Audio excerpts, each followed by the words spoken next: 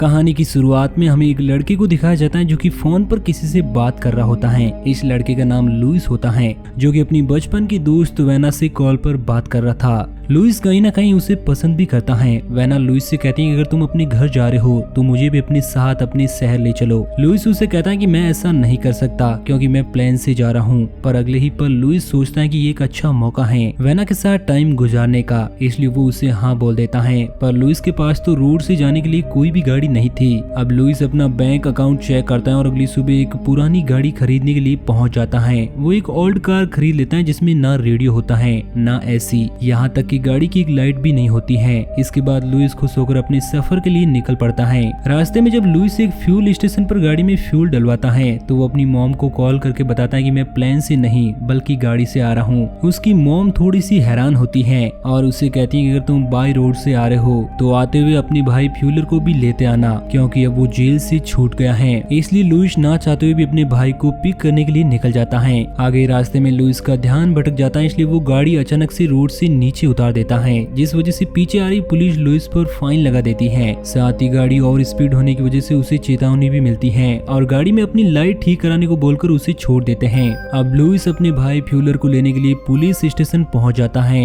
जहां पर वो दोनों एक दूसरे से मिलकर बहुत ज्यादा खुश होते हैं। ये दोनों 5 साल के बाद मिल रहे थे। रास्ते में लुइस फ्यूलर को वेना को पिक करने के लिए जाने की बात बताता है तो इस बात से वो भी खुश हो जाता है और इसके साथ चलने की बात रखता है। लुइस बड़े भारी मन से उसको भी हाँ बोल देता है। हालांकि लुइस नहीं चाहता था कि उसका भाई साथ चले क्योंकि वो वेना के साथ अकेले में वक्त गुजारना चाहता है। फ्यूलर लुइस को चिढ़ाता है कि वेना ने तुम्हें बस एक बार आने के लिए कहा और तुम बंदर की तरह उसके इशारों पर नाचने लगे। असल में वो सिर्फ तुम्हें यूज कर रही है, जिस पर लुइस को गुस्सा आ जाता है और वो तेजी से गाड़ी को रोड से नीचे उतार कर रोक देता है और फ्यूलर को धमकाता है कि आगे से भूल कर भी वो ऐसी बात ना करे। इसके बाद दोनों भाई सफर में आगे बढ़ते हैं। आगे चलकर फ्यूलर गाड़ी में एक रेडियो लगवाता है। इस रेडियो की मदद से सारे ट्रक और कार ड्राइवर आपस में बात कर सकते हैं। अब इस रेडियो की मदद से फ्यूलर का अच्छा खासा टाइम पास हो रहा था और वो आसपास की गाड़ी वालों से इस रेडियो की मदद से बात कर रहा था। बात करने के लिए रेडियो में खास तरह के कोड डाले जाते हैं। ये कोड्स दूसरे ड्राइवर के नाम होते हैं। इसी तरह फ्यूलर भी अपना और लेविस का नाम रख लेता है। बात करते करते इसको एक ट्रक ड्राइवर मिलता है जिसका नाम रस्टी नेल होता है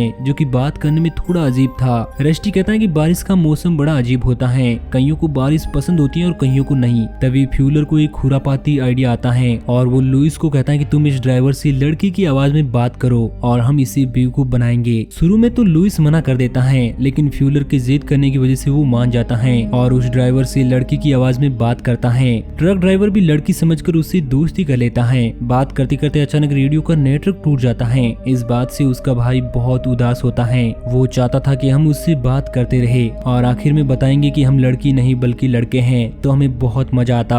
आगे रात बहुत होने की वजह से वो दोनों भाई एक होटल में रूम लेने को सोचते हैं। फ्यूलर जब काउंटर पर जाता है तो वो देखता है कि एक अमीर आदमी काउंटर पर खड़े आदमी से लड़ाई कर रहा है। वो उस अमीर आदमी को समझाने की कोशिश करता है लेकिन वो आदमी फ्यूलर को ही सुनाने लगता है और सुनाकर वहाँ से चला जाता है। जब लुइस कार में अकेला होता है तो रेडियो में वापस हलचल होती है। तभी फ्यूलर भी वापस कार में आ जाता है। रेडियो पर वही आदमी होता है जो पहले इन लोगों से बात कर रहा था। दरअसल रस्टी उन लोगों का पीछा करने लगता है क्योंकि उसे लगता है कि कार में सच में कोई लड़की है। इसलिए फ्यूलर एक और प्लान बनाता है और लुइस से कहता है कि इससे कहो कि इस होटल में आ जाए और रूम नंबर 17 में शराब की बोतल लेकर आए। दरअसल रूम नंबर 17 में वही आदमी रुका हुआ था जो थोड़ी देर पहले होटल स्टाफ से झगड़ा कर रहा था। अब दोनों भाई अपने रूम में आराम से बैठकर उस आदमी के आने का इंतजार करने लगते हैं। ठीक 12 बजने पर होटल के सामने एक ट्रक रुकता है। दोनों भाई खिड़की से देखते हैं और समझ जाते हैं कि रस्टी सच में आ गया है। अब दोनों बहुत ज्यादा एक्साइटेड हो जाते हैं कि आगे क्या होगा। दोनों भाई रूम नंबर 17 की दीवार पर अपना कान लगाकर उसकी बातें सुनने की कोशिश करते हैं। बातें सुनने से पता चलता है कि अमीर आदमी ड्राइवर को डांट रहा है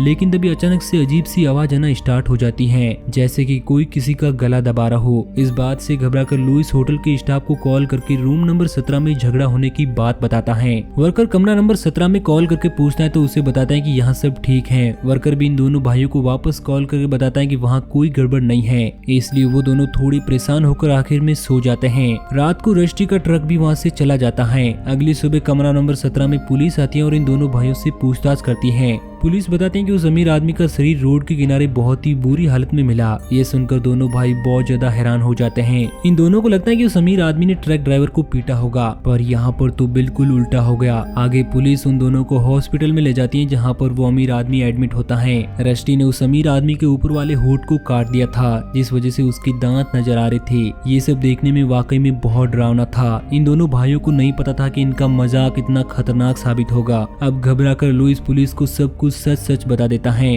पुलिस सच सुनने के बाद इन दोनों को डांटती है और बताते हैं कि हमारे पास पहले से ही बहुत सारे केस हैं। सबसे ज्यादा हैरान करने वाली बात तो यह थी कि पुलिस भी इस ट्रक ड्राइवर के बारे में कुछ नहीं जानती थी। ये दोनों भी उसके बारे में कुछ नहीं जानते, इसलिए पुलिस इन्हें छोड़ देती है। लुइस आगे रास्ते में जब बोर होता है तो वो थोड़ा रेडियो को छेड़ता है, तो उसको वहीं रस्टी नाम का आदमी मिलता है जिसने उस अमीर आदमी की यह हालत की थी। रस्टी अभी भी उस लड़की को ढूंढ रहा है जिसने उससे बात की थी। वहीं लुइस का भाई उसके साथ बातें करके बातों को घुमा रहा होता है। तब फ्यूलर कहता है कि वो लड़की तुम्हें पसंद नहीं करती, तुम बहुत बेकार हो। पर तभी लुइस अपने भाई के हाथ से माइक ले लेता है और उस आदमी से कहता है कि यहाँ पर कोई लड़की नहीं है, मैं ही तुमसे लड़की की आवाज में बात कर रहा था। अब ये सच जानकर रस्टी को बहुत गुस्सा आता है और लेविस को माफी मांगने के लिए कहता है, लेकिन फ्यूलर बीच में ही लुइस के हाथ से माइक लेकर रस्टी को गंदी गंदी गालियां देने लगता है। इस वजह से मामला और भी ज्यादा बिगड़ जाता है। अब फ्यूलर लगातार गालियां दिया जा रहा था, तभी रस्टी एक बात कहता है जिसे लुइस और फ्यूलर दोनों की ही बोलती बंद हो जाती है।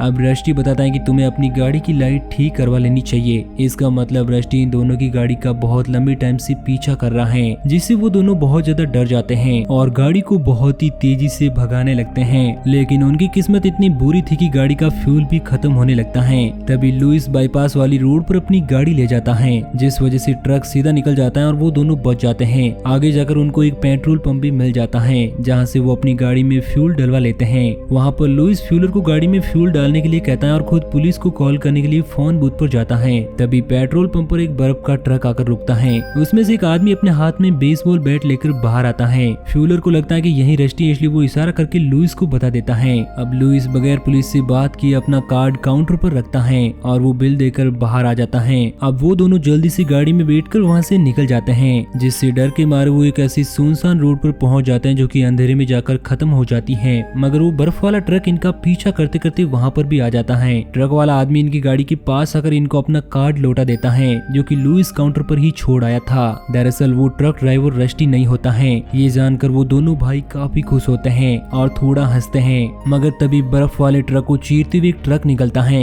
इस बार सच में रस्टी इनका पीछा करते हुए यहाँ तक आ जाता है। वो दोनों भाई जल्दी से गाड़ी में बैठते हैं और वहाँ से भागने की कोशिश करते हैं। भागते भागते इनकी गाड़ी एक पेड़ के सामने जाकर फंस जाती है। रस्टी अपना ट्रक इनकी गाड़ी के सामने ले आता है और वो धीरे धीरे करके इनकी गाड़ी को कुचलने की कोशिश करता है। तभी फ्यूलर माइक उठाता है और रस्टी से माफी मांग लेता है। अब रस्टी मजाक करने की वजह पूछता है तो फ्यूलर कहता है कि हम मजे करने के लिए ऐसा कर रहे थे, जिससे रस्टी कहता है कि तब मैं भी मजाक ही कर रहा हूँ, और वो ट्रक पीछे लेकर वहाँ से चला जाता है। अगली सुबह दोनों भाई वेना को पिक करने के लिए निकल जाते हैं। रास्ते में फ्यूलर रेडियो निकालकर फेंक देता है, क्योंकि उसे लगता है कि ये सब इसी रेडियो की वजह से हुआ है। अब दोनों भाई वेना को देखते ही सब कुछ भूल जाते हैं। तभी इनके पास वेना की दोस्त शार्लेट आती है और इनसे थोड़ी बात करके वहाँ से निकल जाती है। इसके बाद तीनों सफर के लिए निकल पड़ते हैं। रास्ते में फ्यूलर सो जाता है, इसलिए वेना और लुइस एक दूसरे के करीब आने लगते हैं। पर तभी फ्यूलर जाग जाता है और इन्हें अपनी बातें नहीं करने देता। रात में ये तीनों एक बार में जाते हैं, जहाँ पर कुछ छपरी लोग वेना को छेड़ने लगते हैं। मामले को बिगड़ता देखकर फ्यूलर वेना को बार से बाहर ले जाता है और उसे रूम तक छोड़ने जाता है, जहाँ पर फ्यूलर और वेना पास आने लगते हैं। तभी लुइस आ जाता है और दोनों भाई अपने कमरे में जाकर सो जाते हैं। लुइस के सोने के बाद फ्यूलर शराब की बोतल लेकर वेना के रूम में जाता है, जहाँ पर दोनों मिलकर शराब पीते हैं। तभी लुइस के पास रस्टी का कॉल आता है और वो बोलता है कि तुम कह रहे थे कि तुम्हारे पास कोई लड़की नहीं है, लेकिन तुम्हारा भाई पास वाले कमरे में किसके साथ शराब पी रहा है। इतना कहते ही लुइस की दिल की धड़कनें बढ़ जाती हैं और सीधा वेना के रूम में जाता है। उन दोनों को साथ देकर लुइस थोड़ा हैरान तो होता है, लेकिन उससे भी ज्यादा उसे रस्टी की बातों से हैरानी होती है कि आखिर उसको वेना के बारे में कैसे पता चला।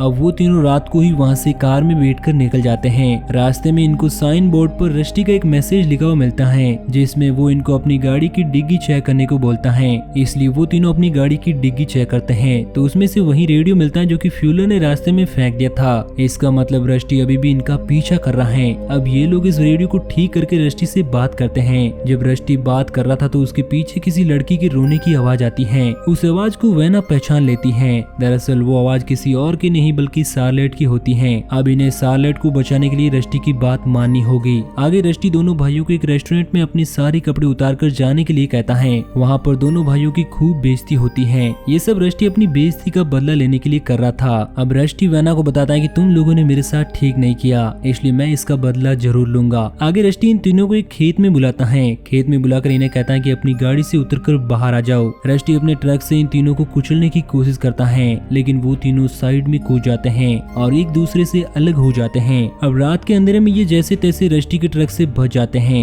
आखिर में रस्टी अपने ट्रक से बाहर आता है और हमें पहली बार यहाँ पर रस्टी का चेहरा देखने को मिलता है। अब रस्टी वेना को किडनैप करके अपने साथ ट्रक में डालकर वहाँ से निकल जाता है। इसके बाद दोनों भाई एक दूसरे पर आरोप लगाते हैं कि ये सब तुम्हारी गलती है, लेकिन अब कुछ नहीं हो सकता। आगे इनकी गाड़ी में रस्टी आग लगाकर भाग जाता है। अब रस्टी रेडियो के जरिए उनको बताता है कि एक होटल के रूम नंबर 17 में एक शराब की बोतल के साथ तुम आ जाना। अब लुइस बोतल को उठाकर गाड़ी से दूर जाता है। तभी धमाके के साथ वो गाड़ी फट जाती है, इसलिए वो दोनों एक नई गाड़ी का इंतजाम करने के लिए निकल पड़ते हैं। अब उनको एक पुराना सा ट्रक मिल जाता है। आधी रात को दोनों भाई शहर के हर होटल में कमरा नंबर 17 चेक करते हैं, क्योंकि रस्टी ने उन्हें होटल का नाम नहीं बताया था। इधर रस्टी वेना को एक चेयर पर बिठाकर उसे बांधकर टेप की मदद से उसका मुंह बंद कर देता है और बंदूक का मुंह वेना की तरफ करके उसकी ट्रिगर से एक रस्सी दरवाजे के साथ बांध देता है, ताकि जैसे ही दरवाजा खुलेगा तो वेना का सर बंदूक से उड़ जाएगा। अब 12 बजे के करीब रस्टी पुलिस को फोन करके बता देता है कि यहाँ पर 3 लाश हैं, जो कि थोड़ी देर में वो यहाँ पर बिछाने वाला है।